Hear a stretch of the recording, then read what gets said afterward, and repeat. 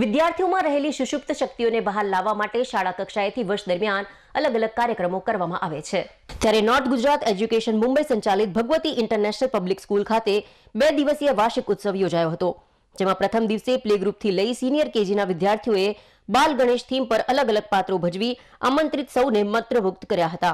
જ્યારે બીજા દિવસે શિવશક્તિ થીમ પર કાર્યક્રમ યોજવામાં આવ્યો હતો, જેમાં શાળાના વિદ્યાર્થીઓએ શિવ શું છે, શિવ આદિગુરુ, માં શક્તિની કહાની, શિવનું રુદ્ર સ્વરૂપ, 51 શક્તિપીઠ, શિવનો વરઘોડો, શિવ વિવાહ, શિવ પરિવાર, ગંગા અવતરણ જેવા પાત્રો ભજવી આમંત્રિત સૌને મંત્રમુગ્ધ કર્યા હતા। શાળાના વિદ્યાર્થીઓએ 3 કલાકમાં જ આખી શિવકથા અંગેની જાણકારી સંક્ષિપ્તમાં આપી હતી।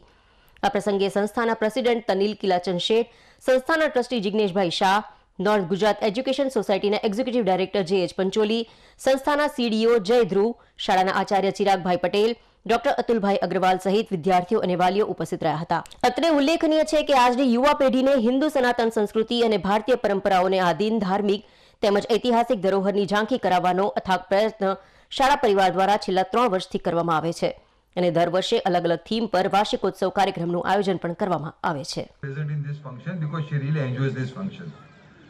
That gives a better example that what type of quality of the functions the school is able to maintain. And I'm really surprised to know આપણે જે ઉભા અહીંયાથી સાંભળીએ છીએ સ્પીચ, ડાયલોગ, નેરેશન્સ, એ આ સ્કૂલના સ્ટાફની 150 કલાકની મહેનત કરી અને એમાંથી 4 કલાકનું નેરેટ કરીને એડિટ કરીને કાઢેલું છે।